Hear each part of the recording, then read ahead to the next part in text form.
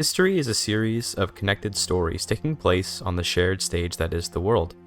It's almost impossible to know or recount every story that forms the tapestry of history, but it's always intriguing to try and step into the shoes of even just one figure in the story. But why limit our perspective to just one? In this video, you're going to see many cursed things like the Tengri Armeno Turks, the Muslim Sardino-Portuguese Islanders, and the dreaded Franco-Franconians. This video is the first leg of a Paradox MEGACAMPAIGN Gigachad Story running from 1066 in Crusader Kings 3 to 1936 in Victoria 3 at least, and maybe as far as 1948 in Hearts of Iron 4, depending on how the series goes. Throughout the campaign, I won't just be playing one dynasty or one nation or one of anything. I'll be swapping characters and nations as I go to keep things interesting and to put a spotlight on the history of more than just one place and one culture. The intention behind the Crusader Kings 3 section of this campaign is to create an interesting world for Europa Universalis 4, and with that in mind, I'll try to create interesting scenarios and interesting balances of power. Starting off, we're going to dive into the game as Umar ibn al-Muzaffar of Al-Lusitanniyeh, who finds himself in an Iberian struggle on the Muslim side. Quick note, this was recorded before the patch that reduced the number of plagues in the game, so that's why there will be nearly unending plagues throughout the video. It annoyed me even more than it'll likely annoy you, trust me. Also, this was all recorded live on my Twitch and YouTube streams, so you'll be seeing me here in the corner and chat on the bottom of the screen. Hopefully it won't be too distracting. Without further ado, the Crusader Kings 3 MEGACAMPAIGN Gigachad Story. Umar is the son of the Taifa of Badajoz, and he comes from a Baranese North African tribe that conquered its way to Lisbona. As effectively foreign conquerors, the Aftisid Taifa rules with military power, and without that power, they may fall prey to Bedouin, Andalusian, or Christian rulers all around them.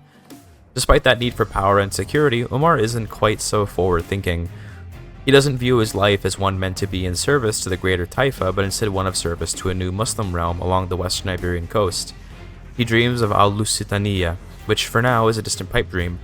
Of course, dreams are wonderful to indulge in, but the realities of military security naturally take precedence, and so Umar arranged for a wedding between him and a Dunanid princess.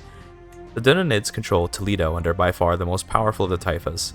With their support, Umar should be safe, and by taking this foreign ally on, he was to some extent signaling his lack of support for his own father's Taifa. Now Umar had to bide his time and wait for the right opportunity to get his independence and become the new Taifa of Lisbona. In the meantime, the Christians up north are rapidly unifying under Sancho of Castile, and although they were once weak, it was becoming increasingly likely that a unified Christian kingdom in Iberia was coming about. By 1072, the connection between Umar and the Dunanids was strong, and Umar had trained enough men-at-arms to take on his father in war. He sent his independence demands, which were promptly refused. Rather than call on his allies, though, Umar saw his father's weakness and was able to independently defeat his forces in Al-Bash. Despite that great victory, though, war brought plague, and Umar caught smallpox on his way to Badajoz. His physician tried to help him, but only made things worse, and now it was looking like Umar's ambitions were already about to die. Soon his entire family caught the disease, as did almost all of Al-Andalus. Umar then passed away, leaving the realm to his many sons, the first of whom was Al-Fadl, a 10-year-old child. This was certainly a difficult start for the Lusitanian dream, but with enough time, Umar's descendants might realize his dream. Al-Fadl quickly recovered from the smallpox and took to rulership relatively well. He's a generous, patient kid, making for a cunning and diplomatic ruler. Despite his generous nature, his brothers were fracturing the realm, and their existence was weakening his family and realm. War was declared, with the obvious victor looking to be Al-Fadl, who inherited the wealth and armies of his father.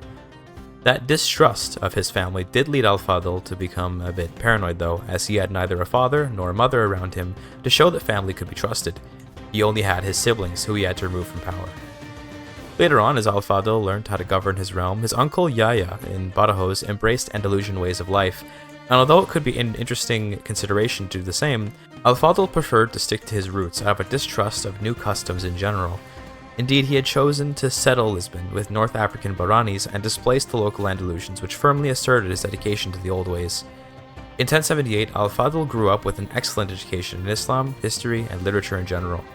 Being a learned ruler was important to establishing a couple things throughout his lands in Lisbon and its hinterlands.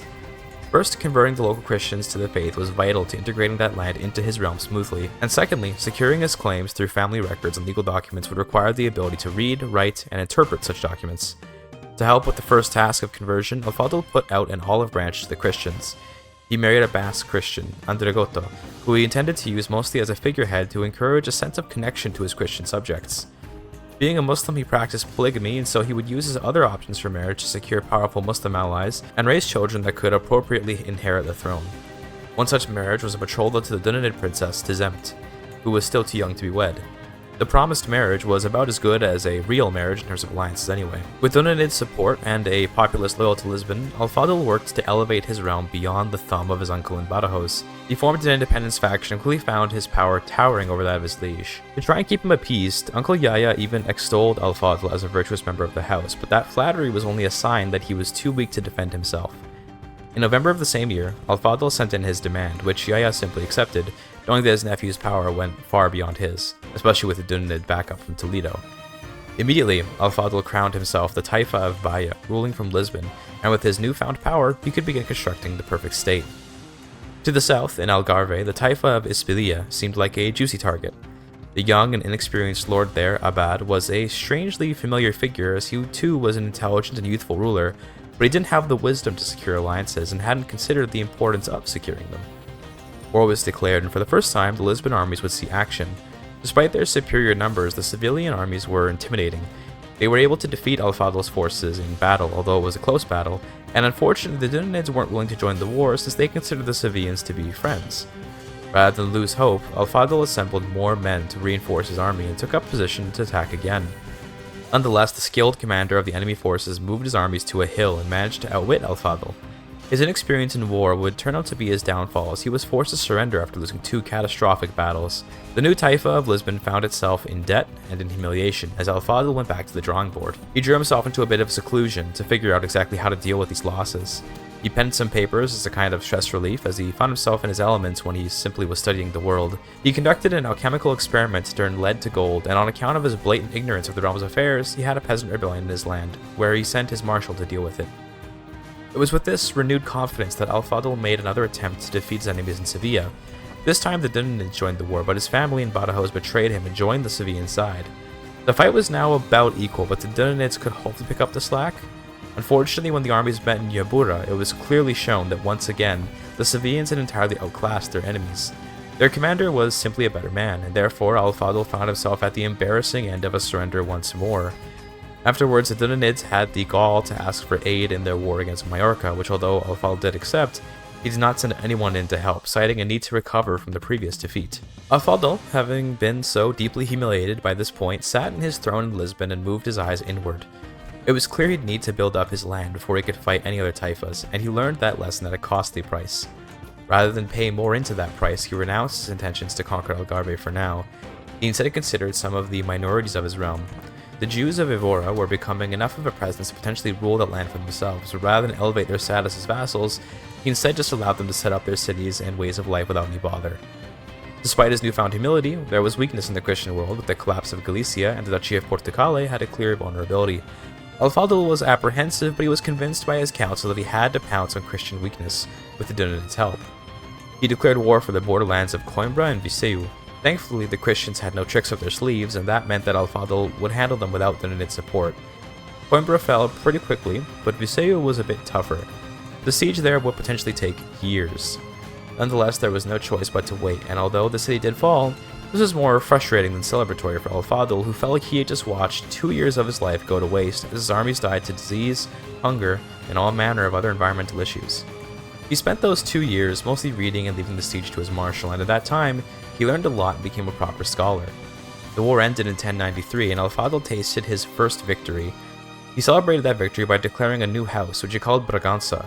He got the idea for both the name and the motto of his family from a local Galician in Coimbra, and it felt appropriate because by now he had spent enough time in Lusitanniyeh to feel more connected to the people there than back in North Africa.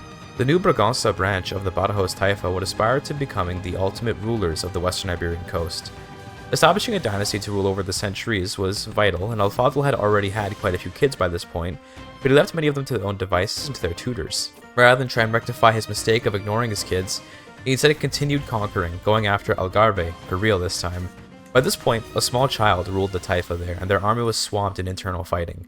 It was clear that now was the opportunity to grab Algarve, if there ever would be an opportunity. In fact, Algarve had split off from the Taifa of Sevilla, leaving it entirely vulnerable. The war was over quickly, and Al-Fadl finally felt like he was winning in life.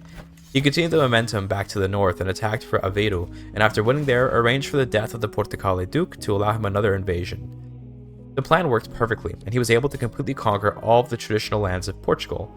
The year is now 1106, and Al-Fadl has more or less completed his ambition of becoming the most powerful Lusitanian ruler, but before he could really become the king of this land, he'd need to properly assimilate into the local culture, which he had yet to do. Many North Africans had been settling in Lusitania, and by this point, all the cities along the Tagus River within his borders were majority Bahranis. That being said, the Andalusians were something of a respected brotherly class since they shared a Muslim faith. In order to better understand his subjects, Al-Fadl took a tour around his lands, hoping to properly see and understand his lands. He mostly had sent his marshals and commanders out to deal with the wars around his realm, so he hadn't actually seen much of his domain. He only knew it as a map and as a logbook of censuses and reports. During the trip, he met with and enjoyed the company of his vassals and subjects, but overall he seemed to have done too good of a job of settling the land of his own people. He'll always be seen as a North African invader with how things are going so far, and had been blinded to the subtle changes within his own people. The Bahranis are very tribal North Africans, and by this point, a new tribe had been declared in Iberia. No longer was Al-Fadl really a member of his old tribe, as he'd been separated from them for a few decades now. The new tribe, called Al-Burtukal in Arabic, was declared in Lisbon, and their ethos was one of tolerance and cooperation. The new tribe spread quickly along the Tagus, and before long they'd likely find themselves blending in among the local Iberians, just as Al-Fadl had been hoping for. The peace of Lusitania was disturbed when the Lord of Sevilla with his allies in Toledo declared war. The numbers were absolutely overwhelming, so he surrendered. He also sent a message to the Taifa of Toledo, whose father had been Al-Fadl's ally in the past. Al-Fadl, finally seeing a purpose behind his children, arranged a marriage between his firstborn son, Umar, and the recently born daughter of Toledo, Naila. An alliance was established in secret, despite their recent state of war. Al-Fadl asked that Toledo support his cause instead of Sevilla's, and in return, he and his heirs would always leave Toledo to its own devices. Al-Fadl only wanted the west coast, nothing more. The war began, and this time Toledo joined Al-Fadl's side, but the type of Sevilla had been wise. He had already set up more alliances with the other local lords, and so they were relatively evenly matched. The battle initially went very poorly, as each engagement resulted in a loss for Al-Fadl and his allies, while Alcácer do Sal was occupied and looted. The Sevillans marched on Lisbon, but after gathering his forces together with Toledo, Al-Fadl bided his time, hoping the walls would hold out, as his armies waited outside, ready to ambush the confident Sevillans. In August, the armies moved in, and a massive battle outside of Lisbon ensued. Al-Fadl, with his allies from Toledo, was able to eke out a victory just barely, but using that momentum, he was able to pull the war back into his favor. That favor was brief though, as after Toledo's armies were caught out without any support, they were suddenly defeated, and Al-Fadl was forced to fall back. Afterwards, Alcácer do Sal once again fell, and the exact same situation outside of Lisbon came about once more. This was a very circular war, and one which saw so much death on both sides. It would go down as a debated instance of Al-Fadl's stubbornness. Was he right to push so hard to keep the coast, or was he throwing his people at a meat grinder for a Pyrrhic victory? It's hard to say. With another victory in Lisbon, the war was looking much better, and Al-Fadl was able to occupy his war goal, which properly reversed the war into his favor. That being said, it looked like the loop may have been coming again, as the Sevillan army was approaching for another battle. They would come out on top, and Al-Fadl's generals prepared for yet another grand battle in Lisbon to reverse the war. Rather than continue the war, Al-Fadl decided that enough was enough and chose to once again surrender to his enemies in Sevilla. This would be the third war he lost to a lord from the city, and this one in particular hurt due to the pain of all that death. To worsen things, Al-Fadl began to notice that his counselors weren't as honest with him anymore. They were talking in the shadows more, and there was talk of a plot to see Al-Fadl removed from the throne after his immense blunders. It was ironic because, although he had accomplished much with his conquest on the north, many lords in the realm simply felt it wasn't worth it considering how much death had just occurred. By this time, Al-Fadl was in his 60s, but his actions felt reminiscent of a young, hot-headed 20-year-old that didn't know when to quit.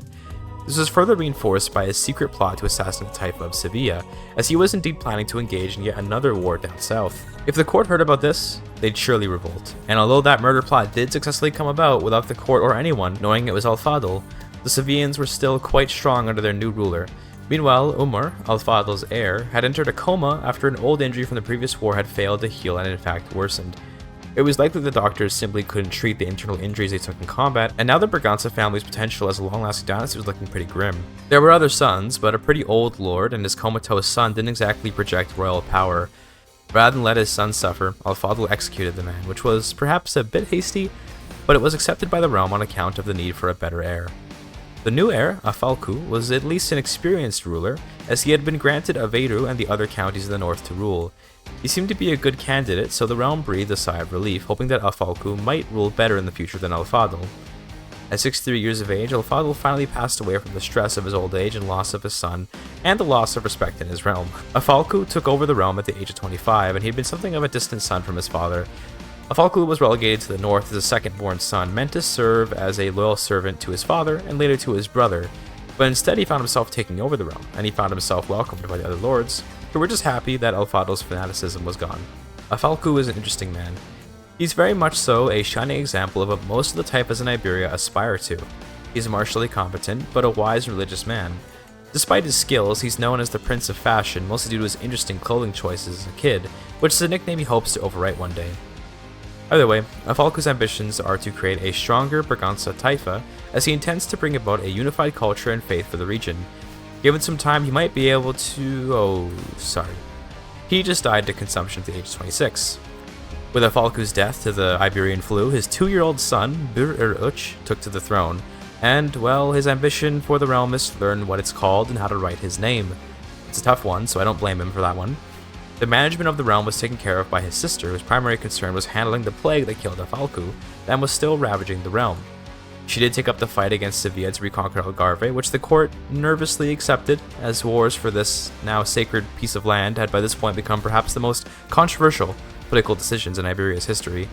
Some even believed the current plague was caused by imported soldiers from overseas alongside a punishment from God over the killing of Muslims by Muslims. Either way, the war was on, with the Dinanids, now the caliphal family of the Iberian Muwalladi Muslims, coming once more to support their Western Lusitanian allies. Bir-Uruch's health was in danger as he had caught the Iberian flu himself, but after a few years with the disease, he had managed to survive. He recovered just in time to witness the return of Algarve thanks to his sister, which meant the glory of its return was indirectly given to Bir-Uruch. Finally, a unified Lusitania and the Sevillan Taifa was put down, at least for now. From here, the young Taifa held many hangouts with his peers and focused on learning how to be a ruler. He was old enough to have some independent thought and took to more bookish lessons, focusing especially on money and management. His desire to be strong and to prove himself without any parents to guide him led him to be very ambitious and hard-headed, which is probably a good thing for a Taifa. Despite his ambition, though, he somewhat paradoxically grew a tender heart. Bir-Uruch wanted to achieve his goals, but without stepping on others if he could avoid it, although it's quite likely he'll have to compromise that soft heart of his to be a true king. With kindness came a focus on the law, and through compassion he tempered his ambition with justice, creating a kind, just, and ambitious ruler at just 11 years old. He certainly had potential, although it was entirely possible another disease could take him out, just like his father Afalku. Such a plague did come, this time from the north in 1138, as one of the first deaths was Berkan, Bir-Uruch's tutor. While in Toledo the Dinanids were celebrating their ascension as sultans of Valencia, Lisbon was yet again being ravaged by plague while a child ruled.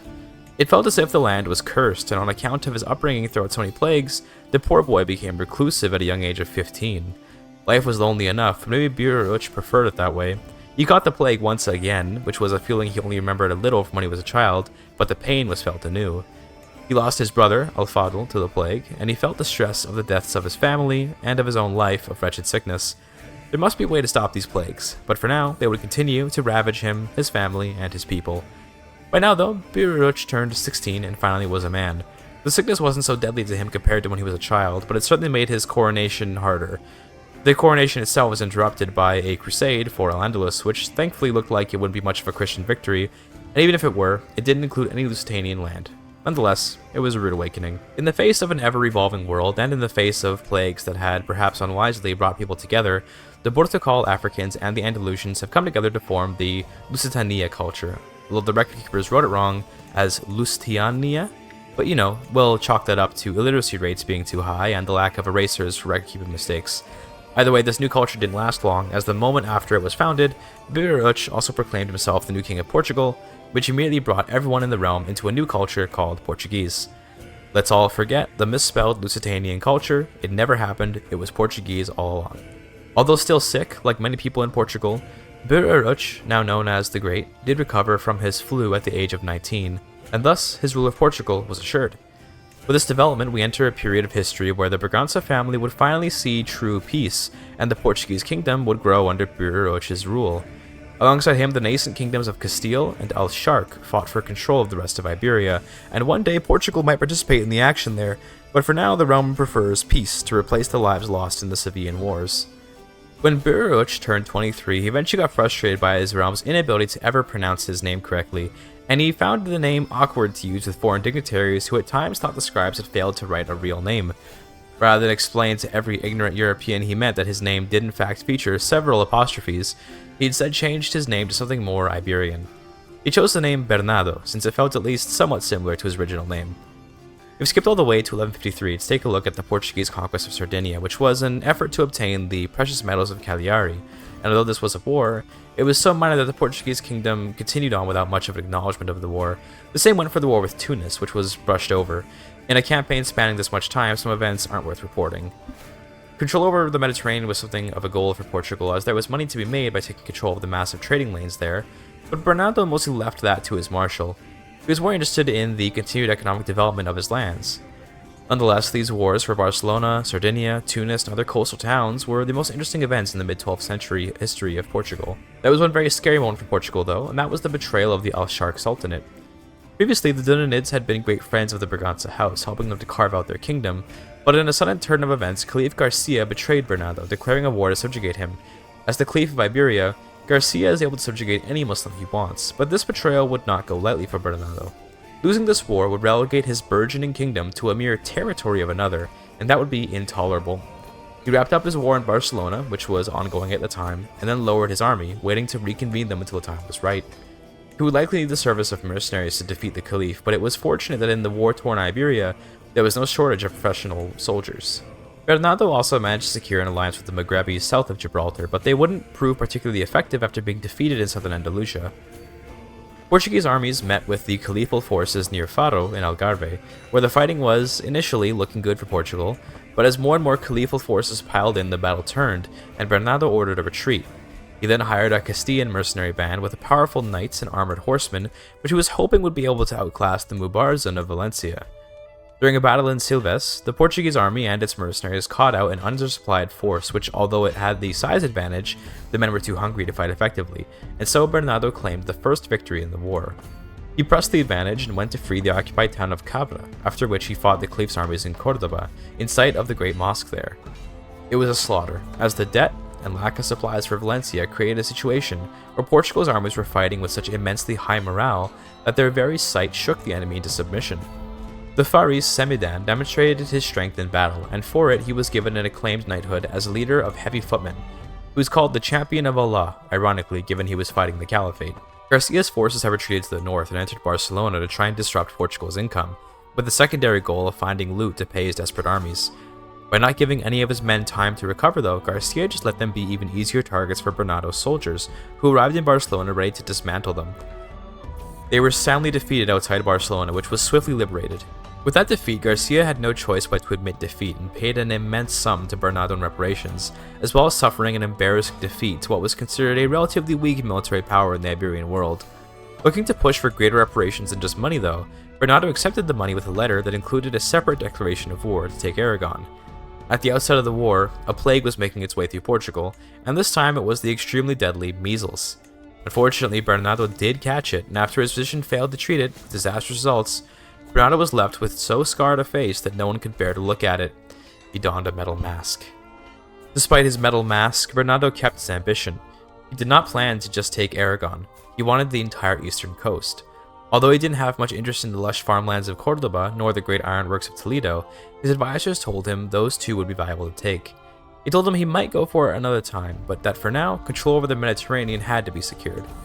The Caliph expected a march across the Ebro into Aragon proper, but instead Bernardo took some ships into Valencia and went straight for the Valencian capital. The cities there quickly fell, after which their armies met on the field in Borjana. The still weakened and indebted Caliphal army fell apart quickly against the powerful Portuguese forces, but Bernardo would not end the war until he had the land he wanted. During the war, a foe he hadn't faced in a long time attacked him. It was the Queen of Leon, who wanted to take Salamanca, and this was actually a sign that the Christians might have been gearing up for some kind of reconquest. Rather than give the Leonese queen some kind of great martial victory, Bernardo simply accepted her demands for Salamanca, as he didn't care for the city there, and had acquired it through convoluted succession rules anyway. His hope was to leave the Leonese in anticlimactic mobilization, so their forces would waste their time getting ready and instead find more peace. Bernardo couldn't send any troops there anyway as he was focused on the war in the east. The war dragged on with more and more, but each battle and each siege went in Portugal's favor. Bernardo could feel the power of his realm growing, and with it his ambitions did grow, but he tempered them, not looking to find himself destroying his realm in another back and forth like with Sevilla. In 1164, the war ended, with all of Valencia and Aragon added to Portugal's domain. He granted Valencia and Barcelona to his grandson, Masses, who right now is too young to properly rule, but he'll grow into the role in time. Afterwards, as a way to humble himself, in fear of his own ambition, Bernardo took up the Hajj and went to Mecca. While he could give himself to his ambitions, he also considered the attention he'd bring to himself if he conquered more. There were dishonest, unjust men who would kill to remove obstacles like him. It's possible he's already gotten the attention of such men, and as such it was time to pull back and evaluate the field. The Hajj was a great success, with Bernardo's Muslim subjects respecting him much more, and his Christian subjects submitting to his great piety and wisdom. Despite his new humility, Bernardo did decide to expand his realm just a bit more, but he also decided to not upset the Caliphate anymore in Toledo. He only took the lands outside of caliphal control, like Sevilla and Murcia. His goal was to come to an agreement to split the land so there could be prosperity between the two, and therefore hopefully no more war. To cement that, an alliance between Garcia and Bernardo was established, and with that, a unified southern Iberia against the rising Christian kingdoms was established, which will cement Iberia as a place of Islam. Peace from outside was assured by this point, but peace on the inside was not, as the new vassals of Sevilla and Murcia rose up looking for their independence again. Naturally, Bernardo only saw this as an opportunity to get rid of these troublemaking emirs, yet after the war ended in his favor, he chose not to punish them harshly, as he still had peace on his mind. With time, these emirs might become willing to cooperate with the kingdom, but only time will tell. With further peace, time passed, and as the struggle waned into a period of tolerance, Bernardo was approached by the Christian kingdoms in the north to consider the merits of their faith. Bernardo, now in his 60s, was considered a learned and wise man in Iberia. Despite the Caliph in Toledo being the nominal head of faith for the Muslims in the area, Bernardo in practice was more of a religious leader with his immense knowledge of the Quran and other holy books. In an effort to learn more and establish further friendly relations with the Christian world, Bernardo invited the Pope to a feast in Lisbon, which although it could have been a trap, the Pope accepted, believing that either he'd become a martyr or he'd establish a dialogue with the Iberian Muslims. Pope Honorius II, a Polish pope, was also a very learned man, and the two engaged in many interesting discussions, although the Pope was feeling rather ill. The two became fast friends thanks to Bernardo's hospitality and intelligence, as despite the Pope's age and illness, Bernardo chose to not do anything sinister. Out of that friendship came a revolutionary new faith, as Bernardo chose to embrace it. He created a sort of syncretic Muslim-Christian faith, and although it was well accepted in the Christian world, it was seen as quite the heresy by the Muslim world, mostly because of the faith's subservience to the Pope. This Nasara faith was quite small, and was followed by a small minority of the upper aristocracy of Portugal, although larger urban centers including Barcelona, Lisbon, Porto, and Valencia did convert. Due to the strongly syncretic and tolerant nature of the faith, there would be very little conversion across Iberia, and the faith found itself being something of a cult around Bernardo rather than a real religious movement all its own. That meant that when Bernardo caught typhus in 1186, the faith was in trouble. He did survive after a risky surgery, but it became clear that without leadership, the faith would certainly fall apart. By 1191, Caliph Garcia passed away, replaced by Aziz, a small child, who himself was succumbing to internal power struggles, and although the opportunity to invade was obviously there, Bernardo abided by his intention to keep the peace. There was more than just that, though, keeping Bernardo from going to war. His time was coming, and indeed it did come just a few years later. After 66 years of ruling, Bernardo, formerly Bir-Uch of Portugal, passed away at the age of 69, leaving his throne to his grandson, Ordoño. From here, the place that Lusitania could end up was unknown. Ordoño was young but competent, and he's a Muwalladi Muslim, implying the end of the short-lived Nasara faith in Iberia. This is where our mega campaign takes a bit of a turn, though. Throughout my time playing, I had been keeping an eye out for interesting characters to play, and I found myself being pulled towards Denmark, whose king had claims in Britain and Iberia. Through a Gothic king legend, King Jorund the Sage has been able to claim much of Iberia, and for the time being, he's in no position to enforce those claims. Given enough time, though, he may be able to stabilize his warring realm and realize the dream of an empire from Copenhagen to Sevilla. Of course, that would put him at odds with Portugal, but maybe they can split the realm. Let's switch over to Jorund and find out. Jorund finds himself in an immediately difficult position as the Norwegian king of Denmark. His vassals are demanding greater freedoms. and he has obligations to his people in Norway, as something of a king in exile. Jorund is a Norwegian, not a Dane, and although he intends to settle Sea Island with Norwegians to solidify his rule, he does aspire to reclaiming his crown. Alongside those aspirations, his embellishments about his connections to old Gothic kings of the Roman era have led him to claim much of northern Iberia, which was all very impressive, but he'll have to act on those claims to not appear cowardly. For now, he was fighting in Skane in the cold Danish winter, looking to relieve his capital, as it was occupied by rebel forces. After a few successful battles, he pushed the rebels west to Jutland, as he reclaimed Roskilde and Odense. The rebels gathered their strength and were headed east to return the fight to Jorund, but rather than fight, the king appealed to his own reputation as a Gothic king, saying if the rebels stood down right now, he'd call it even and let them go, forgiven of all treason. It was a tempting offer, because it was quite likely Jorund would be able to push the rebels back again. The rebels accepted, and white peace was declared, putting Denmark into a period of peace for the time being. That treason forgiveness was still in effect when Jorund decided to revoke the Duchy of Skane in 1194. Sure, it was a betrayal, and some of the rebel lords felt they made a mistake signing the peace, seeing that king betray his word, but instead, Jorund declared that this would be the only revocation and that everyone else was safe. Surely that will put everyone's minds at rest. No one wanted to go to war again, so the realm accepted it. A few months of calming tensions gave way to Jorund's dream of Norwegian conquest. He rallied his nobles and told them that the time of infighting was over. His predecessors had added Lithuania to the realm, and he was going to add Norway to it and create a proper Baltic empire. From a staging ground in Namedal, Danish forces, led by a Norwegian king, laid siege to Trondheim. After occupying it quickly, in fact before the Norwegian army could even respond, the army was lowered temporarily to give the men a break while the Norwegian king sieged back his capital. In February of 1196, the army was re-raised and sent into the mountains to hunt down the Norwegian pretender king's forces. They won a decisive victory in Galdal, and then the army got in their longships to head to the new Norwegian capital of Agder. The army dragged King Boldvar out of the new Norwegian capital, and with his capture, the kingdom was surrendered to Jorund. He had achieved the first step of his ambitions. Seeing him as a Danish king despite his language and culture, the Norwegian nobles fought hard to enthrone their old king again, but Jorund's Danish army was all too happy to keep fighting the Norwegians, and through these conflicts, Jorund was able to mend the relationship between himself and his Danish subjects. He wouldn't quite give up on his Norwegian ways, but he had come to be known as something of a Danish king. The war against the Norwegian lords was going well, as the rebel capital was occupied while the rebels had occupied parts of northern Norway. Where the war started to become a bit scary for Jorund was at the Battle of Mary, where his army was defeated for the first time in quite some time. The battle wasn't decisive, as Jorund retreated before too much death could be inflicted, but it was an embarrassment and an emboldening moment for the rebels. In order to secure his victory, Jorund sent off a marriage proposal to the King of England, Guntard, who was looking for allies in his fight against the French. Jorund was happy to create a connection between England and Scandinavia, as they were natural allies, but more importantly, it would be quite possible to claim the fertile land of England for his own realm one day. Princess Dala and Prince Hugh were married matrilineally, and the English began their trip east right away. With English support, there was no chance of a rebel victory. The rebels, drunk on victory, had split their forces with a detachment sieging in Galdalfylki. The Danish army moved in immediately, to the surprise of the rebels, and although they were caught off guard, they were sent packing when English reinforcements backed the Danes up. The war continued, with rebel occupations being liberated and a final battle in Agder, sealing the rebels' fate. The war dragged on for a few more years as the rebels would not give in, but no other major battles occurred. Instead, English and Danish siege engines worked their way through the rough terrain of eastern Norway to bring the rebels to their heels. After even the islanders of Kirkjuvåg were put to the sword, the rebels finally surrendered in 1203, and Denmark-Norway found peace again. From here, questions of Denmark's future became the primary topic of discussion for the realm. They could go to Sweden, they could go west, they could go anywhere really. In order to prepare, Jorund reorganized the men-at-arms to focus more on the skilled heavy infantry of Scandinavia, and added a section of archers to strike his enemies from behind the impenetrable shield wall.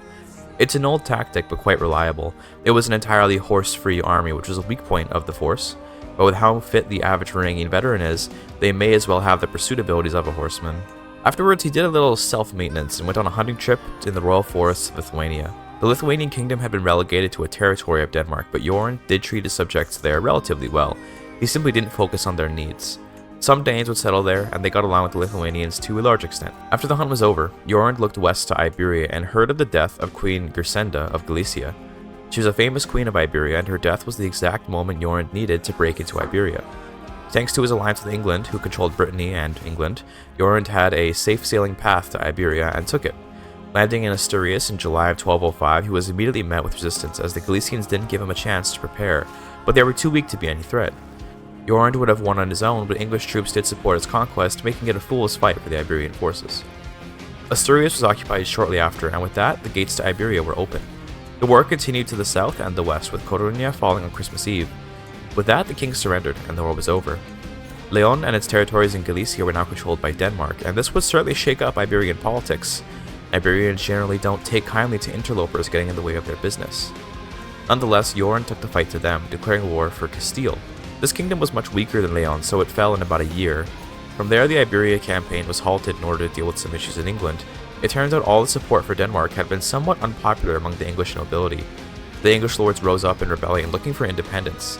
Simultaneously, a plague was ravaging western England, and it was quite likely that the Danes were being blamed for that, as soldiers returning home from their Scandinavian allies' wars show signs of sickness. Rather than throw his men away to plague in England, Jorund took the fight to the rebels' capital in Brittany. The English army was struggling with the enemy warriors in England proper, but Jorund made it clear he would not charge his men into the miasma. Nonetheless, the English king protested, demanding help in England and citing his duties as an ally. Jorund's hand was forced, lest his honor be tarnished, so he landed in Essex to confront the rebels. He captured several rebel leaders in the battle there and turned the tide of the war. Jorund's men marched on Murcia's capital, while the rebels went to fight the weakened English army. By this point, the plague had mostly cleared up, but Jorund nonetheless avoided unnecessary combat, choosing to siege strategic points instead. After the English were defeated though, Jorund did take the opportunity to fight the weakened rebels, who had no fighting spirit. During the fight, he found the corpses of two very important people. First, the King of England, who had helped him so much, had apparently succumbed to the plague during the fight, and along with him, his firstborn son, who likely also died of the plague. This left Hugh the crown, and this Hugh was married matrilineally to Jorund's own daughter. Quite the coincidence, and one which might lead to a united North Sea Empire one day, but for now, the rebels surrendered after their defeat, and Jorund moved on to other targets. The tiny kingdom of Galicia was holding on to its holdings in the mountains between Portugal and Danish Iberia. Jorund declared war to take those lands for himself. With that conquest, basically all of Christian Iberia had been subjugated, but the local landholders were still mostly Iberians. How long they'll tolerate Danish overlordship is yet to be seen. In something of an overextension, Jorund went after Scotland, which he saw as a threat to his future control over England. He took the duchy of Kirken after a simple war. The Scottish were caught off guard and weren't prepared at all for the war. After taking the Scottish capital, Jorund made Norway his official title, reflecting his Norwegian culture, and he had settled Sealand with Norwegians, which cemented his rule. Taking a second to look around Europe a bit, Jorund heard news of interesting situations across Europe. In France, the Dutch Vlaanderen dynasty had ruled the kingdom for some time now, and after embracing French culture, the kings there had taken the Frankish kingdom down a strange path. The influx of German speakers in the kingdom via migration and conquest saw France becoming more and more Germanic in terms of its demographics. This effect was so strong that even the streets of Paris had signs in German and French. This new culture had come to the world as the Franco-Franconian culture, which was kind of a weird name, but it was a name, and it stuck. It was unknown where the term actually came from. By the time it hit official French documents, this became the name for the French Germans of France. Alongside that, the Holy Roman Empire had been losing its influence across much of its exterior regions for a while, but completely lost control of Hungary and northern Italy. In Hungary's place rose a Carpathian Empire, which was actively invading the Byzantine Empire. The East in general was looking quite strong, with Poland and Carpathia rising to be great powers of their regions. In the steppes, the Kingdom of the Caucasus, ruled by an assimilated Pecenek Milleti cadet branch, kept Europe safe from steppe warriors with less Christian beliefs, and although the kingdom was quite strong, it would find itself dealing with a long border and a ton of cultures which did not like being ruled over. After he put the reports down, another one slid across the table, and Jorund received word that his son-in-law in England was at war with his nobles again. This was a much larger rebellion, and it was in response to the potential succession crisis that Hugh put them in by sticking to his betrothal with Jorund's daughter. All these English armies may be able to defeat Jorund's exhausted army, which tired itself out against its various enemies across Europe. In Hampshire, the rebels decisively defeated Jorund's army, even with its English allies, and after retreating to London, the rebels did not let up, and defeated the army again. Jorund almost lost his life, as a man of his age isn't particularly good at escaping combat. With the fall of London, Dala, the heir to England for the time being, was captured, and the war was ended, with Hugh being deposed. This left Dala, a 0-year-old infant, on the throne. At this point, Jorund's family technically ruled England as he had hoped, but this was an extremely tenuous position for Dala. War, of course, broke out, as everyone expected, and so Jorund's armies landed again in England, looking to keep their lord's family in charge of the place. The battle in Essex saw initial success, but after the rebels formed up, they fought off Yoren's forces, taking their first victory of the war. As was by this point a normal and expected outcome, England was being ravaged by plague, this time in the north, but it was coming southeast. Joren moved his men to avoid the plague, hoping it would spread to the rebels. The armies met just on the border of the plague in Ampthill, where the rebels were defeated, which put the war into a mixed place. Neither side felt they were winning, nor did they feel confident. The war raged on, with Danish soldiers sieging rebel castles in Wales. The war wasn't particularly interesting by this point, so Joren, hitting his old age, looked around the world, taking in what's going on more of a curiosity than anything else. Portugal, the largest Iberian kingdom, looked to be collapsing under its own weight, as they had accrued an immense debt and were in a civil war. South of Gibraltar, the massive Maghrebi empire ruled by the Atbejid family looked like it might push north eventually, although they could also have had some intense internal conflicts as the interwarring clans in North Africa often do. Even Joren was facing some rebellion from his vassals, as they had grown tired of their people dying in England to plague and war. Although Joren did put immense effort into avoiding the plague where he could, his vassals still didn't like it and demanded greater freedoms as recompense. Joren just gave in, respecting that he had indeed pushed his vassals hard for his own ambitions. Nonetheless, the war in England raged on and on and on. The whole kingdom was ravaged, and Joren's men, while still fit and in fighting form, were starting to lose the plot. What glory was there in any of this? Before being able to answer that question, Joren died of old age, having spent his energy on war after war. He had accomplished much, and his realm mourned him, but hopefully his death might lead to peace for Norway. The new Norwegian king, Joren II, took the throne, and he was much more peaceful than his father. Joren II advocated for peace and prosperity, which he could hopefully achieve by putting an end to the English wars and securing his sister's control there. Looking for a marriage, Joren II chose the Franco-Franconian Duchess Marguerite of Champagne, simply because she was landed, young, and childless. It's free land in a generation or two, although it may aggravate relations with France. Alongside that marriage, reports of some Mongol confederation in the east reached Joren II, which was some fun trivia he was sure wouldn't become relevant to his realm, or any realm relevant to him. The war in England was almost over, but Joren II was out of time, as his nobles wanted the war done now. They rose up in rebellion to stop the war, and Joren II had to lower his troops in England to use them to protect his capital. In a way, the rebels had already gotten what they wanted, as their rebellion immediately ended Norwegian participation in the war, but they would be strongly punished for drawing weapons against their lord. At least that's what they thought. Turns out the rebels were quite strong and had managed to occupy Roskilde extremely quickly, and after a few massive wins for the rebels, they enforced their demands, reducing crown authority once again.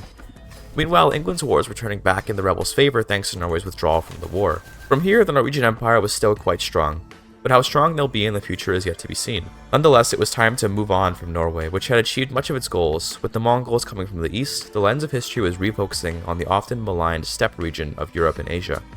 The guardian of the steppes and the gates to Europe, the kingdom of the Caucasus, will have to stand against the Mongols in coming time, although the realm may not be aware of how powerful the Mongols are yet. As Pecenegs, the Rurikid Esfu family is particularly aware of the dangers that Mongols could pose, but they likely have no idea of the storm that approaches. The Pechenegs usually were not an especially loved culture by those around them. Pechenegs, as a Turkic steppe nomad culture, often raided, looted, and conquered those around them, but with the rise of a Christian family in the Pecheneg kingdom of the Caucasus, their reputation was beginning to mend. The Pechenegs kept steppe warriors from other tribes from reaching the rest of the Christian world, and although they didn't intend to take on that position, they ended up doing so by circumstance. Dropping right into things, we see the child Khan Epaios fighting to prevent some of his Caucasian subjects from getting their independence, as although the kingdom was known as the Caucasus Kingdom, it was really run from the steppes of Kherson. Epaios is a paranoid and forgiving ruler for now, but his personality will continue to shape itself as he grows up. The independence war was won relatively quickly as Duke Olver of Abkhazia was imprisoned, his ambitions put to rest. In order to ensure a stronger connection to the eastern region of his kingdom, Epaios was advised to move his capital to the city of Kerch, which was a Turkic cultural center, hosting a majority Cuman population who got along well with their Turkic brother Pechenegs. The city of Kerch was a settled town with farms, ports, and stables, which was different than Epaios' government was used to. He chose to settle down here in Kerch and abandon his old tribal ways. The Caucasus would become a proper, feudal Christian kingdom on the steppes, being run from the old Greek colony of Kerch. Many opponents of feudalism in the realm believed that this sedentary life would weaken the realm, which had been demonstrated throughout history, but like every ruler, Epaios believed he was different, and especially as an unwise child, he particularly believed that there was no chance he could weaken the realm. The biggest protest came from his soldiers, who were suddenly forbidden from raiding and looting across the border. Sure, they would appear more civilized, But how could they fund all the horses, bows, arrows, and food for the army without plunder? Eupios rather naively answered that they would farm and sell the goods, which was of course difficult, given that farming was rather expensive. Regardless of the realities of settled life, what was done could not be undone. One interesting goal Eupios set his eye on was the restoration of the ecumenical patriarch. See, in this world, the iconoclasts had thoroughly taken over the Roman Empire, and in controlling Constantinople, became the de facto Christian Church of the East, while the traditional Orthodox rite had been pushed north into Russia and into the steppes. If Constantinople could be reclaimed, then Orthodoxy could take its rightful place back, but at the same time, what interest do the Peceneks have in the affairs of Asia Minor and the Balkans? All of these thoughts were what Eupios focused on as he entered adulthood in October of 1223. His martial education paid off, and he was a relatively respected and skilled Khan. His ambitions took something of a sideline to the coming Mongols, who were becoming more and more of a real threat with each passing year. No matter the priority of the realm, Eupios focused first and foremost on his income, which without raids was significantly hampered. This meant the realm spent a significant amount of time at peace, and in that peacetime, he took interest in studying other realms to the west. He looked to the new Norwegian kingdom, which had, under Queen Dala, created a sea empire from Iberia to the Baltic. Their income came from maritime commerce. Other kingdoms in the west, like Portugal, which by this point was somewhat in decline, created an economy based on the taxation of religious minorities, as was common for Muslim kingdoms and empires. Then there was the Mongol Empire, which was east of him, and suddenly, much more quickly than anyone expected, there was land border between Eupios' newly settled kingdom and the Mongol marauders. There was absolutely no chance of any victory in open war against the immense empire of the steppes, but thankfully for Eupios, the Great Khan was focusing his forces south into Persia, perhaps viewing those lands as more worthwhile to conquer. This reprieve gave Eupios time to consider what to do, but all roads seemed to be leading to submission. He could fight and go down as a brave Khan, or he could cooperate and participate in Mongol supremacy. It was in 1236, in the middle of fall, that Genghis Khan, Temujin himself, sent a demand to Eupios: submission or death. Eupios chose submission, but he had a plan for the Khaganate. He first cozied up to the Great Khan, being welcomed to the council as a seemingly eager collaborator, and then took control of the empire's finances. His aim was not sabotage, but in fact to bring in great revenues for the Khan, and demonstrate his skill not just to the Khan, but to everyone in the empire. In due time, Eupios will try to become something of a known quantity in the Mongol world. If he can become someone that the realm respects, they may be willing to support some kind of internal movement to bring the Mongols down. To the rest of the world, Eupios appeared to be some kind of coward, perhaps because he was, but he would ultimately serve his purpose as the Christian guardian of the West. At least that was his intention.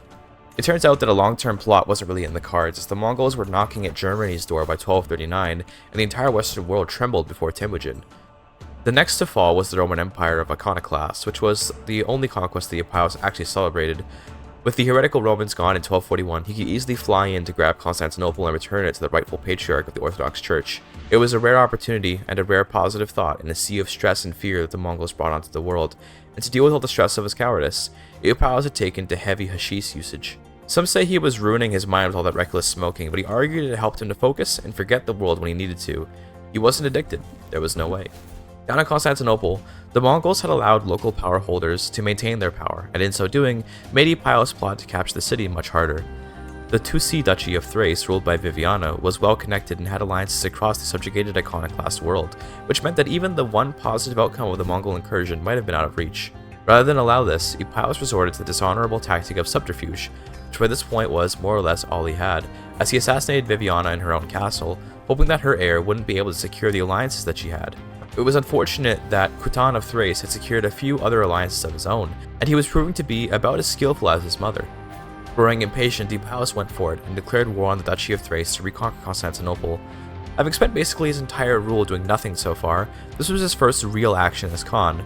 Sure, he'd built up his realm a bit, and he'd done some diplomacy with the Mongols, if it could be called that, but now was his first chance to really do something meaningful.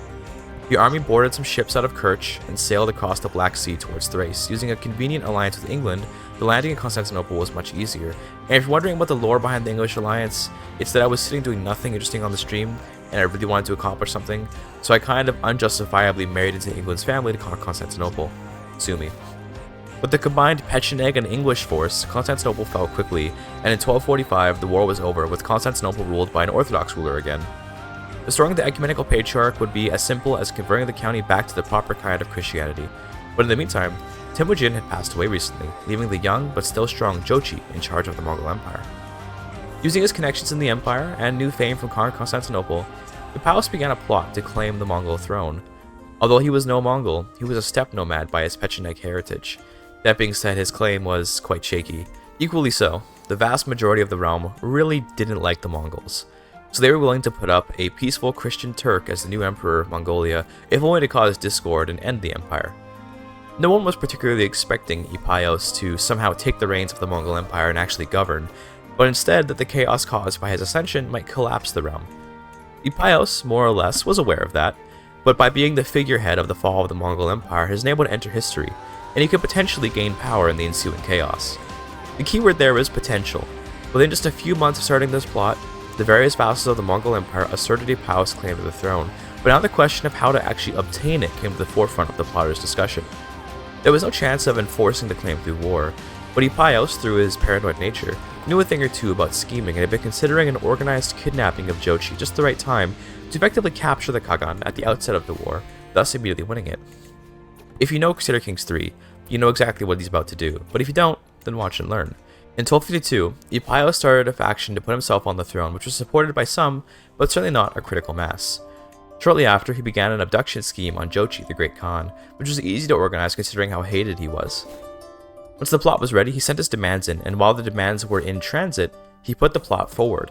By the time his demands were sent and swiftly rejected, Jochi was already in prison, and the war ended on the day it began. The Mongol Empire was under new management, as Epaios became the Great Khan. From here, Epaios could more or less organize the empire how he wanted, and so he swiftly handed out vassals to power holders that he felt were deserving. He knew he would maybe be allowed to hold the throne for just a few months before he'd be overthrown.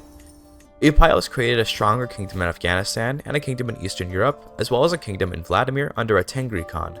Despite the obvious coming downfall of his rule, Epaios did try and cling to his throne a little longer. The iconoclasts rose up first, finding rulership under an Orthodox Kagan to be intolerable, and this would begin the first of many large-scale civil wars that will consume the Mongol Empire. After engaging in just one battle and being decimated in Rhodes, Epaios surrendered, knowing he'd need his men for later battles, and agreeing to a deal which allowed him to keep Constantinople, which was the real treasure of the Balkans anyway. This resulted in a massive Anatolian kingdom of Greeks coming about in Asia Minor, which would likely become the dominant power of the region. The next separatist group was the Ash'ari Muslims, who were given freedom without war, since their land was mostly without value to Epaios. Afterwards, while Epaios was planning out more wars, he died of illness, which was a truly horrendous situation for the realm, as Epaios had not selected an heir, nor did he have any sons. His land was split between his daughters, and his firstborn daughter, the giant Aiten, took the Mongol throne, and her sisters became Khatans of Tartaria and Turan. This is where we're going to move away from the Caucasus Kingdom and leave them to their fate, as Epaios' story will almost certainly fade into historical trivia. He kept his promise, and has indeed ended the Mongol Empire by driving it into the ground as its Kagan. With time, it's unlikely his daughters will be able to hold on to any of their empires. Looking around for interesting characters to transition to, I found an Oğuz Seljuk in Armenia named Ertugrul, and it felt like it would be a fun swap to go play as a Tengri Turk ruling in the heart of Armenia. In the chaos of the Mongol Empire's collapse, Armenia found itself under the rule of a Seljuk lord that fought his way to power and was able to hold it via significant compromises with the Christian Armenian communities. As a Tengrist, he's not much of a proselytizer, so those compromises were acceptable to both parties who appreciated being left alone. The Mongol overlordship of the region hadn't been felt much since they came and went so quickly, but it's the regions around Armenia that are feeling the heat. The rise of powerful kingdoms in Georgia, Dalam, and Anatolia have left Armenia likely to fall under the yoke of another more powerful realm. Nonetheless, with proper leadership and the right opportunities, it is not the case that the Turkish Armenia must fall under this fate. For the time being, Ertugrul has the protection of what remains of the Mongol Empire, and while that's not particularly threatening at this time, it's enough of a deterrent to keep the other minor powers in the region away, despite perceived weaknesses. Almost immediately, the Muslims of Mongolia rose up in rebellion, which included a small Muslim minority in southwestern Armenia, which meant that in order to keep his land safe, Ertugrul joined the war in support of his Khatun. This is where the diplomatic situation of the entire Mongol Empire will become quite complicated. Ertugrul was fighting the rebels that wanted to take land from his domain, which meant he was aiding his liege, but at the same time, he also wanted to break free from his liege. He sent his demands in, offering to aid the Khatun in her fight against the rebels, since it was mutually beneficial, but demanding that afterwards he go free. The Khatun replied that the whole point of fighting the rebels was to prevent breakaway realms from appearing, so no, he could not have his independence. Fair enough. The declaration of war was sent to Kerch a few days later. Being relatively close to the Black Sea, Ertugrul sent his army to Kerch while the Mongols were too busy to respond, and so he was able to occupy the rather humble Mongol capital. Now it was just a waiting game to become independent and hopefully expand the realm. The Muslim rebels of the empire likely would go their own way once Ertugrul was free, although who knows what peasants get up to when diplomacy becomes confusing. With how chaotic the empire was by this point, no armies ever met the Armenian coalition army until the independence war ended in September 1259, with freedom for Ertugrul and his comrades. With the war over, that meant the Hatun and Ertugrul were back to fighting on the same side to defeat the rebels, although they were so far away and so external to Armenian interests that from here, Ertugrul sat in his castle ignoring the rebels. That was Mongolia's problem now. He also at this point, for no reason at all, decided to change his house's name to reflect an ancestor of his in the Seljuk line.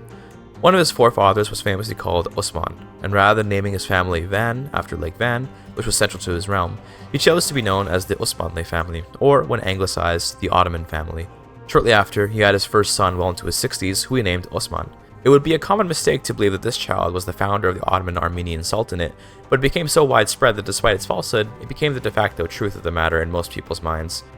Either way, Ertugrul had lots to worry about now that his succession was dealt with.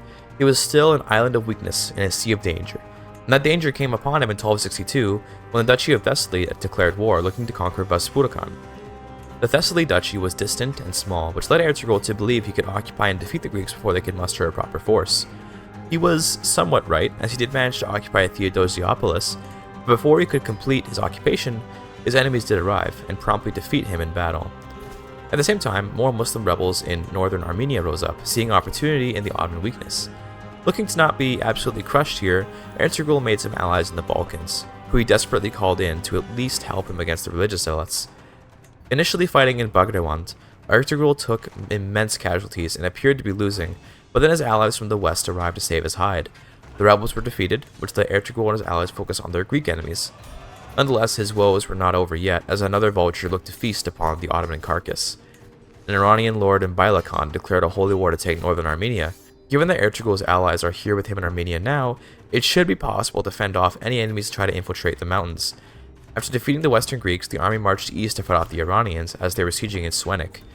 Unfortunately, not every one of Ertugrul's allies were willing to participate in the fight, as they felt this war was not their responsibility.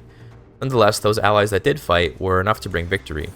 The marching momentum continued as Ertugrul's armies then went back west, which would become something of a tiring march for the army, as they moved back and forth from east to west. But after a final fight in Turubaran, the Greeks did surrender, paying a hefty war reparation to Ertugrul. Afterwards, one more fight in Swenik once again led the Persians to surrender, and after the battle, Ertugrul dropped in exhaustion, dead. He had marched across harsh winters and mountains to defend his home, and whatever pace his men were marching, he too marched. Ertugrul was a shining example of a ruler that was respected by his men, and he laid the foundations for his son, Osman, to grow into something more. The reparations from both Persia and Greece will let Osman live a smooth life if he can avoid being invaded by others. It was unfortunate, though, that with Ertugrul's death, the money that was meant to be delivered for the reparations was simply confiscated by corrupt lords who knew that Osman wouldn't notice if his treasury was empty. Alongside that, the truces that may have kept Armenia safe were gone with Ertugrul's death. Osman, a mere toddler, had inherited a tough spot. His sister is the regent and she'll be ruling for the time being. Osman's economy did recover relatively quickly, as he spent minimal money looking to grow into his place as bey over time. To supplement his income, his sister sent out the men to raid weak neighbors, which was quite useful, but money remained an issue for some time. Rather surprisingly, the Mongol Empire under Ayten the Unworthy was still around, a significantly smaller but still alive realm. Ayten's realm was slowly being picked apart by rebels and foreigners, as her realm was so large she couldn't possibly defend it, and she had only 4,000 men to keep it safe. It was in 1266 that a dissolution faction finally dissolved the Mongol Empire, and Ayten became the Mir Khanum of the Caucasus. The world was irrevocably altered by the Mongols, particularly culturally, as enclaves of Mongolians settled across the former empire's borders. But the power vacuum left behind by the Mongols left behind a few warlord realms, like the Ghaznavids, Mordvinia, Anatolia, and Epirus. In some ways, Osman had an opportunity to step in and be one of those warlords, but he'll need time to possibly act on it. Growing up, Osman had a troubled childhood. He grew to be a very stressed child, with lords looking to exploit his youth, and the constant fear of inadequacy in the face of powerful neighboring realms. He became paranoid, but also developed an inferiority complex, feeling arrogant and superior to compensate for it. That being said, he demonstrated some bravery at 11 years old, as even during a plague, he ventured out to be with his friends. He's certainly an interesting child, personality-wise. His stress culminated in anger as part of his rowdy personality, and while all this was happening, a plague was ravaging Armenia. It felt like things really couldn't get much worse in Armenia in the 1270s. As the plague came to an end, Osman was hitting his mid-teens, and with that age came enough salience for him to begin considering what to do with his reign. The world was ever evolving, and all the warlords in his vicinity except Anatolia had collapsed. It was just the right time for a new power vacuum, as the Armenians were inspired by a new hybrid culture. The Turkish heritage that Osman had was still strong in him, but he'd been raised in Armenia, among Armenians, and even his own vassals had begun to govern in the ways of their subjects. This new culture, called Ermeni Turkleri, meaning Turkish Armenians, was self-explanatory. They were Turkish-speaking, but mostly culturally Armenian, although they kept to their horseback ways even in the mountains, as many of the Turkish nobility couldn't give up their love for their favorite activities. Shortly after, Osman came of age in 1276, becoming a brilliant strategist and finally being ready to take over the realm for himself. His first act as Bey was to remove some of the Muslim rulers from power in his realm, as he revoked vassal territory, sparking a civil war. It would be useful to have a war he could easily win, both for practice and for the prestige of it. The civil war was short, and after winning, Osman revoked Turugaran and the rest of northeastern Armenia. With new land, he had new money and new men, so he embarked on the first offensive war of the Ottoman House's rule. He invaded Tau with ease and expanded the realm, finally putting some offensive momentum into his realm. It wasn't much, but the symbolic move from survival to conquest meant everything for Turkish Armenia's morale. Rather than get too greedy, Osman used his victory to motivate his men for a full-scale raid in Anatolia. The despot there was busy fighting wars in the west and left his realm vulnerable to a massive raid, which Osman facilitated. He crossed the border, foraging for food as needed, and burning down every town he found along the way. He went as far west as Galata before returning home. Raiding Anatolia had been extremely profitable, so to encourage further raids, Osman invaded Diyarbakir, hoping to get a longer border with the Anatolians through which he could conduct fiercer raids. The invasion was smooth, except for the highly fortified castles in Bakria, which made the siege take prohibitively long. In order to stop his enemies from taking his capital, Osman had to constantly interrupt his siege and go back to protect his home. In the end, though, he did win the war and take Diyarbakir. From there, his conquest continued into Georgia, and Osman entered a sort of normalcy as he evaluated his neighbors, threatened them, and demanded their capitulation, to which they almost always said no, and then went to war. Within just a few years, he had established a significant kingdom, ruling from the edge of the Caucasus in the north to the edge of Mesopotamia in the south. His enemies in Anatolia had fragmented to a succession crisis, and with that, found themselves no longer the great power of the region. The Armenian Turks of the hills expanded their settlements in reach, now dominating the Armenian highlands, although some non-Turkic Armenians remained over the border in the east. Turkish Armenians became the sort of de facto Armenian culture. What was strange for them, though, was that their king was still a Tengrist. Ultimately, Osman didn't care much for religion at all, and let all his subjects live how they wanted, but the vast majority of his people were apostolic Christians or Muslims. He'd eventually have to decide between one of the two groups to evaluate as the ruling class, as being a Tengrist got him nothing but disdain from both sides. He put the question off for now, temporarily enjoying the pleasure of a peaceful and prosperous realm. He was preparing for an attack against Anatolia, which, despite its succession woes, was reclaiming its strength and needed to be put down. The rich coastal towns of Pontus would be greatly useful to Osman. He prepared for the war with some raids, and then, on the eve of a new plague, he invaded the Pontic coast. Initially, using the new trebuchets that Osman had constructed for this campaign, every castle along the coast fell with ease, and by the time the Anatolians launched a response, the war was almost over. While sieging in Paphlagonia, news of ships heading to Pontus reached Osman, and he turned the army around to Karasus. The Anatolians, deeply in debt, having just arrived from the seas, were absolutely destroyed, and with that embarrassing defeat, the Anatolians surrendered the entirety of Pontus to Osman. Completing his conquest, Osman declared war for the rest of Pontus that was ruled by other smaller power holders, and with that, all of Armenia, Georgia, and Pontus fell under the Turkish Armenian kingdom, soon to be empire perhaps. Osman acquired a ton of new Christian land, and with that acquisition, the question of what faith would become the official faith of Armenia was solved. It was clear that Christianity would become the dominant faith of the land, and so Osman converted to apostolic Christianity.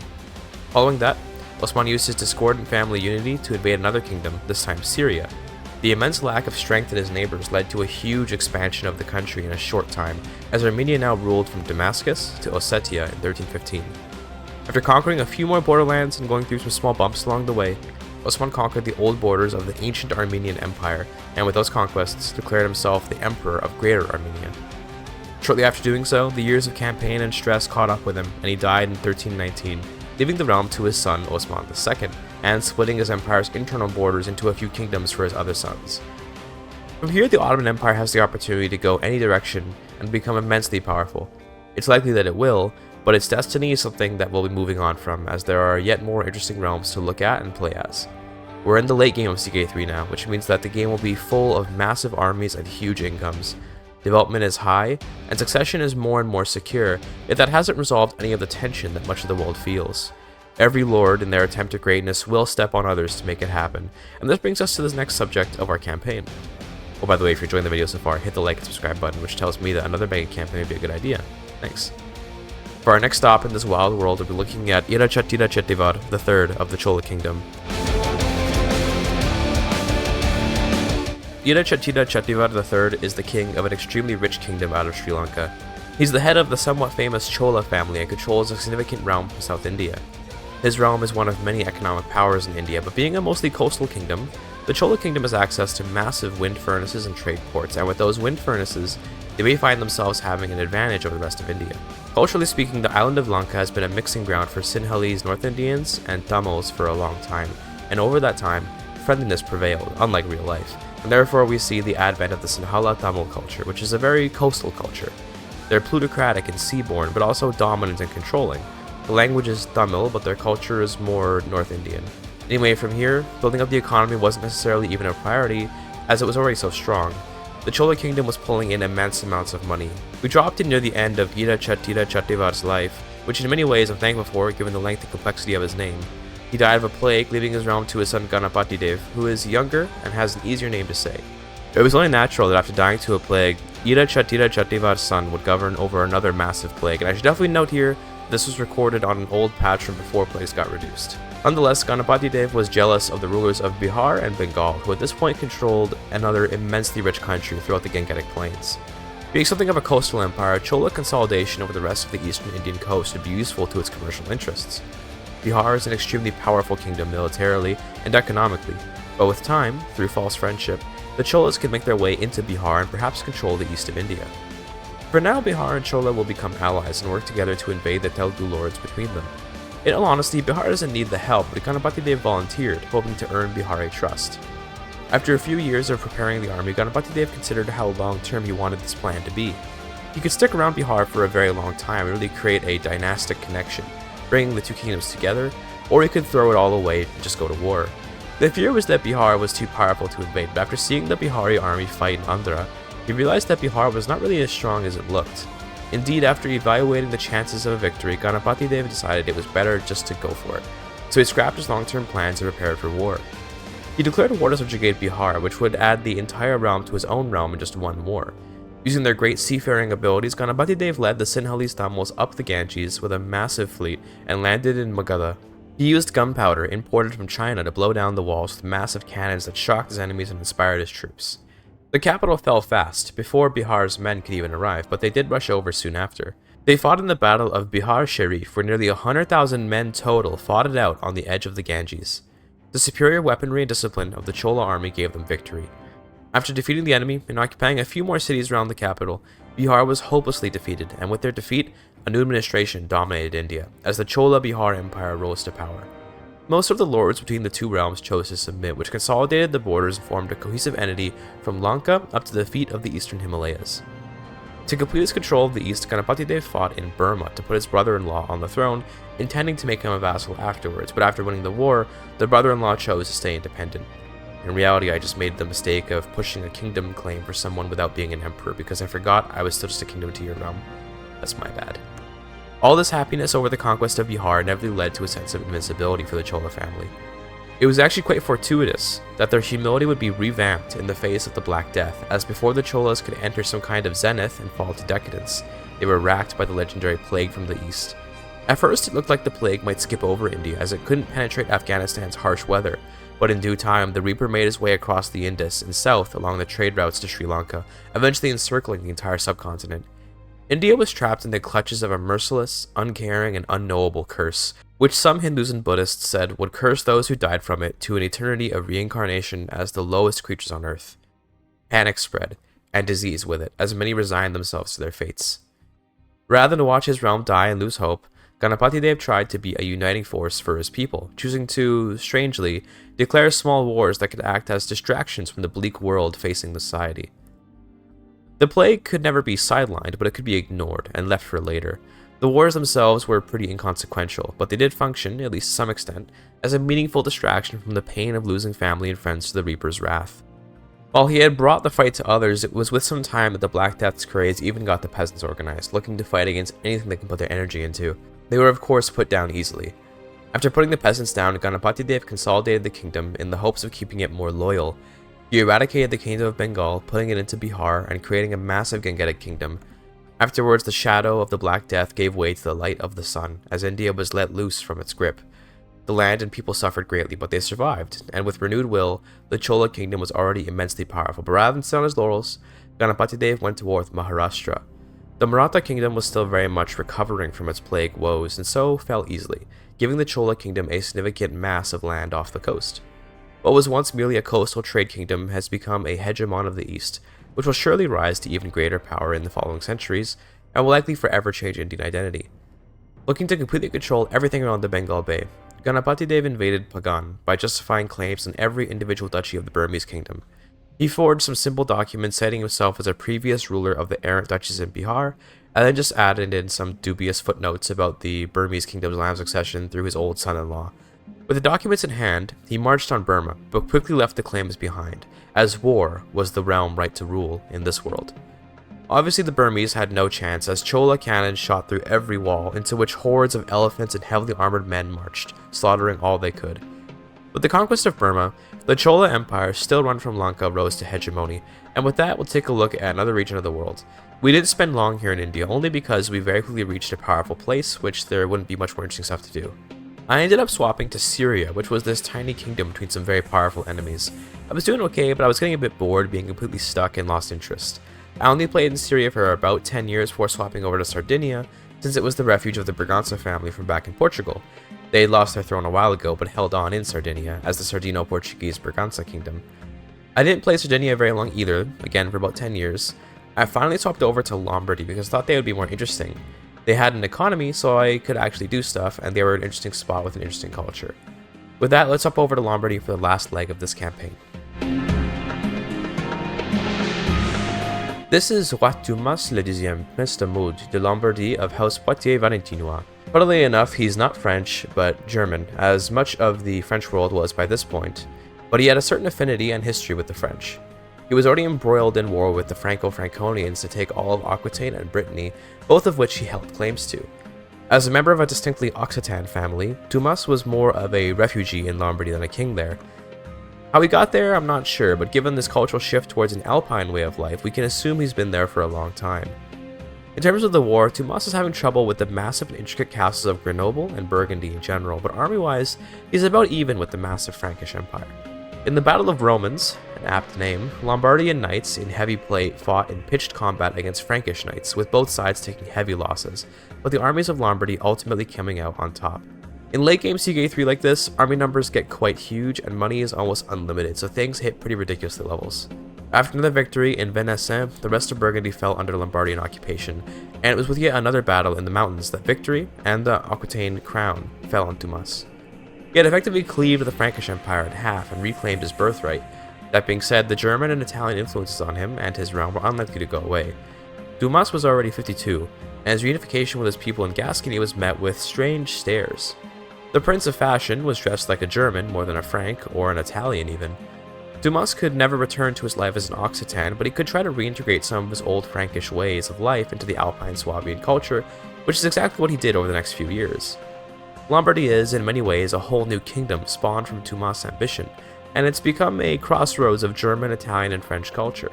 The culture of the land would come to be known amongst the French and in royal documents as Lombardique, which is French for Lombardian.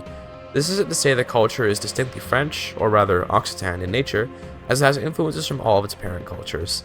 The name instead reflects the most popular way to refer to the complex culture and language of the region. That being said, the most salient heritage for the Lombards would indeed be Frankish, since Thomas specifically favored the French language and French customs. Whether out of jealousy or fear, the Frankish Empire attacked Lombardy right after the new culture was declared in 1389, and in so doing, put Thomas into a grueling war that he was confident he'd win. It was just poorly timed because the King of Lombardy was hoping to spend his twilight years enjoying his realm, but instead he'll probably die on the battlefield. Tumas seized the initiative right away, getting his army into France quickly and sieging down a few castles on the way to Paris, but his efforts were interrupted when the French army confronted him in Château Reynard. The French army was slightly smaller, but had more knights in it, which meant the battle was extremely close. The battle went on for weeks, as seemingly unending waves of soldiers from both sides clashed, fell, and were buried. Each time one side seemed to be winning, the battle turned again, but it was in mid-January that Tumas' army claimed a proper rout and sent the French army on the retreat. Château Reynard became the site of a massive battle, and it would likely take many years for all the bodies, weapons, armor, and horses to be removed. After the battle, the siege there continued to fruition, and Tumas sent his men home to recover for some time. Meanwhile, the French armies moved on to Brittany, and Tumas started to remobilize his army, hoping the handful of weeks they got off was enough. The army assembled in Cornouailles and marched to the mouth of the Loire.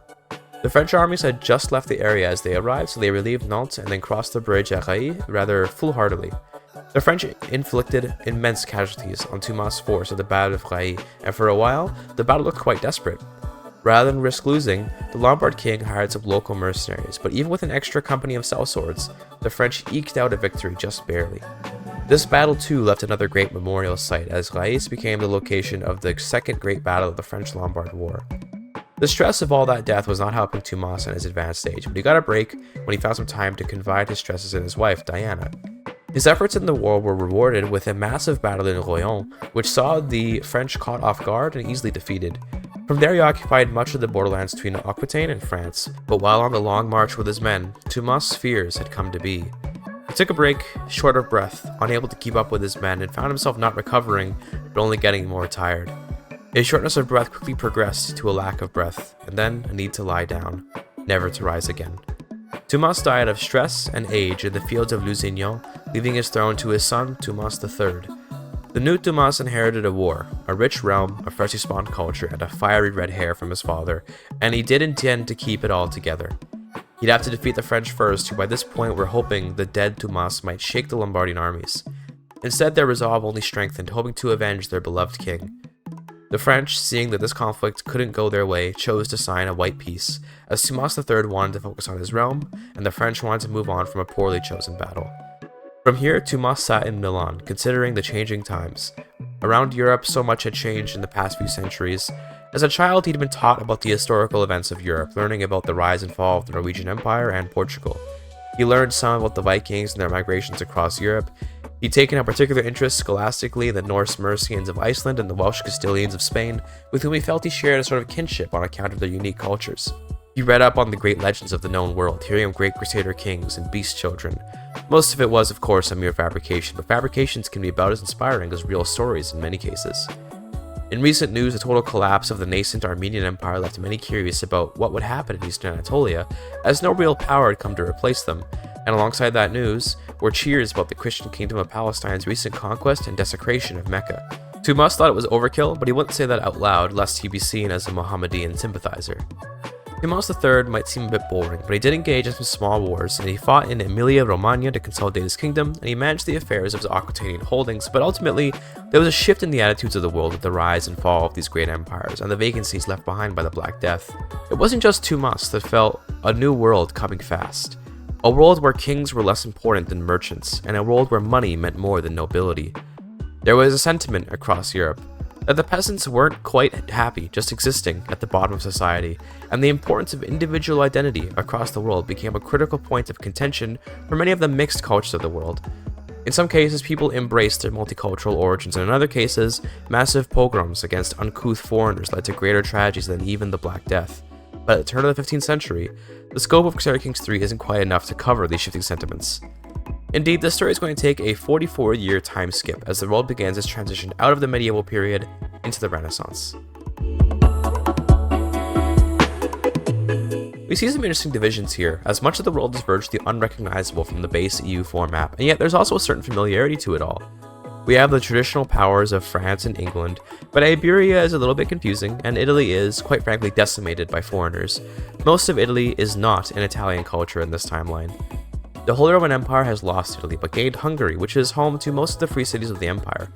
The Balkans find themselves most unified under Croatia, while Anatolia and the Eastern Balkans are stuck between various Greek warlords. Even worse, Armenia and Eastern Anatolia are entirely fractured. Unfortunately, Russia and the steppes are a total mess, which we're going to go into the game files and fix because it's just way too ugly to look at. Also, special shout out to Adamite Ugra, which somehow survived the conversion, and will of course be allowed to stick around. It's unlikely they'll survive though. In Arabia, we have the Kingdom of Palestine and its union with Catholic Arabia, and of course in India, we have the giant but unwieldy Lanka Empire. Another special highlight is the Nestorian Christian Kingdom of Mijinja, which sits between Ming, Mongolia, and Khotan. When I first converted this, it definitely looked a bit off, and I did go in and change around some borders, cultures, and cores. I also considered doing some light modding to add some basic mission trees for nations like Mijinja or Ugra, who were clearly interesting nations but who had no trees. I ended up not doing that after making a handful of missions for Ugra and realizing it would take a very long time. I'd rather just get to playing, you know? Either way, I ended up starting up as Portugal in EU4, but we'll go over what went down in that stream next video. If you're seeing this video as it comes out, and you want to watch more of the Mega Campaign without waiting for the EU4 video, you can check out my stream either on Twitch or on YouTube and watch the current Victoria 3 leg of the campaign, which I started a few days ago, but I think I'm going to restart it because I had a kind of uninteresting Victoria 3 start. If you enjoyed the video, consider liking and subscribing, and comment about your favorite section of the run. Thank you for your time. Story, and so the story is definitely a mission tree. These guys are definitely going to need a mission tree, mission job. They don't have anything, and they can form